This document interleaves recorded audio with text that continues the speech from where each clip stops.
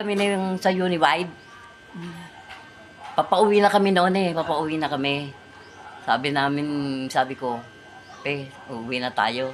Pero tingnan mo ka kung araw, parang nangungulimlim na. Pero yung sinag na galing sa kanluran, maliwanag na maliwanag. Tapos ngayon, yung rainbow nasa ilalim, hindi nila mabigay talaga buhay ng rainbow. Rainbow. Habang umaakit ang rainbow, habang umaahong ganyan ang rainbow pataas, mayroong kulay ninyebe na nakaganyan. Yun ang sumulat ng pangalan ng Ama. Oo. Kaya bumukod yung ninyebing yung sumulat yung pangalan ng Ama. Hindi mo siya matititigan basta kung hindi nila ang pakikita sa iyo. Para kayong pag sa iyo binigay yun, makikita mo, pero pag sa iba hindi. Oo. Tapos sabi ko sa Ama noon, sabi ko, hindi ko pa rin mapaniwala yung sarili ko kung talagang pangalan ng Ama yung nakita ko, kasi ang binigay nila ay sa Cavite City yung kulay gold, Oo. pero ang Ama kulay ninyebe yung binigay sa akin. White gold. Oo. Tapos yun, biglang nagdilim. Pagkatapos ng magdilim yun, sabi ko, mag-ano ka na, baka tayo abutin ng ulan. Ay umaambon-ambon na, sabi ko, Ama, hintayin mo naman po kami makasakay at baka kami abutin ng malakas na ulan. Hindi po ako pwedeng mabasa. Pero yung mga 4:30 na ng hapon, siguro yun. Basta mga 4:30 na ng hapon, pero maano pa eh. Yung sinag nang gagaling ganyan sa ilalim yun ang nagpapaliwanag daw sa pangalan ng Ama. Ngayon, ang sa akin naman, ang tama yung sabi ng Ama, ang maniwala ay maniwala. Kasi nakikita naman ng Ama kung sino talagang totoong tumatanggap Oo. Marami kasi na sasabihin, nakita ko ganito, ganoon. Pero, may alinlangan sa isip nila. Kaya ako noon, kung kanino ko masinabi yon, hindi ko basta sinabi yun sa kanila Nag-isip pa ako na nag-isip kung sasabihin sa kanila o hindi. Paro lumangkap na noon ng Ama. Ang Ama na ang nagsabi sa kanila. Na yung nakita ko, kaya ako napatotohanan yun, yung nakita ko palang liwanag na yun yung pangalan ng Ama. Na itinaas niya yung rainbow ganyan. Pagtaas ng rainbow, ang gumuhit ng pangalan ng Ama, yung kulay niya niebe. Nakaganon. Mga po, basta pasado alas 4 siguro ng hapon noon. Buwan na siguro yun ng Mayo.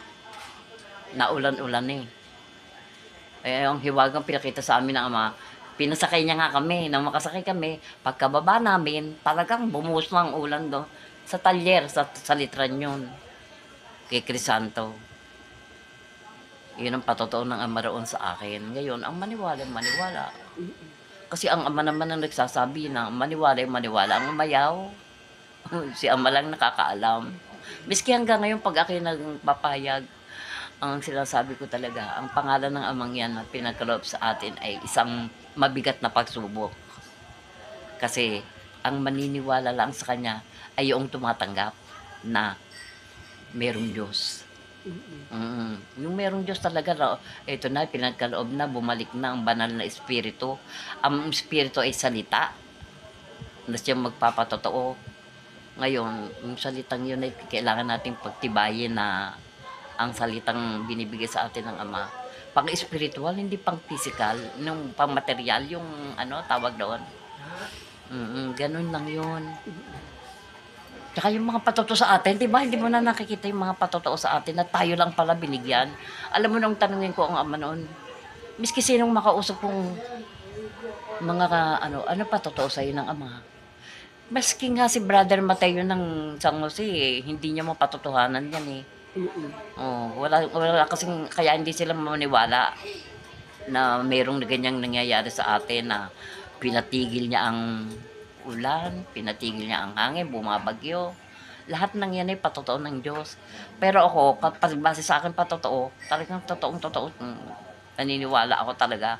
Hindi pa ako nakakakilala sa pangalan ng Ama, naniwala na talaga ako mayroong Diyos. Kasi hindi ako nagsisimba, pero yung pananampalatayang pagdadasal, hindi nawawala sa akin yan.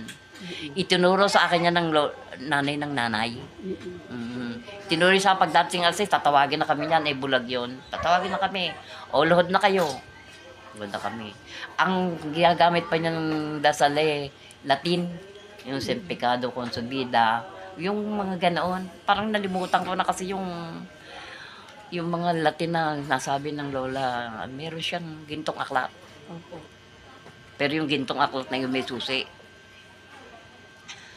Pero itong ating mga aklat ngayon ng marami nang nabago. Marami nang nabago. Katulad ng patotohanan ako ng ama doon sa batas panlinis ng ama. Pero iba ang nakalagay sa pahayag. Yung sampung sungay. Pitong sungay yata. Yung batas panlinis. 7 ulo, 10 sungay. Oo, 7 ulo. 10 10 sungay. sungay ng kapayapaan. Tapos, yung 7 handog na yun yung 7 ulo. Tumahon sa dagat ang isang halibaw. Tayo sa paningin ng Diyos, tayo tulad din ng pinakamataas na uri ng hayop. Hayop din tayo. Pero pinakamataas tayo ng uri. Nakakapagsalita tayo. Yung mga ibang hayop, hindi na. Tayo, pinakamataas na uri ng hayop. Kaya tayo ang pinili ng Ama na makapagsalita ng kanyang salita. Naniwala kahit hindi ko nakita. Naniwala ako yung kay Noe. Kasi sinabi ng Ama, yung 40 araw, 40 gabi ng bahain niya. Noon niya lang pinagbukod-bukod ang tatlo, yung lupang pangako, pinagbukod-bukod niya na tong sa ating bansa. Binukod niya na kung saan sisilang ang bagong Jerusalem, dito sa Cavite. Basta dito sa Patagalugan, ang pinagkaloob sa atin ng Ama. Maniwala.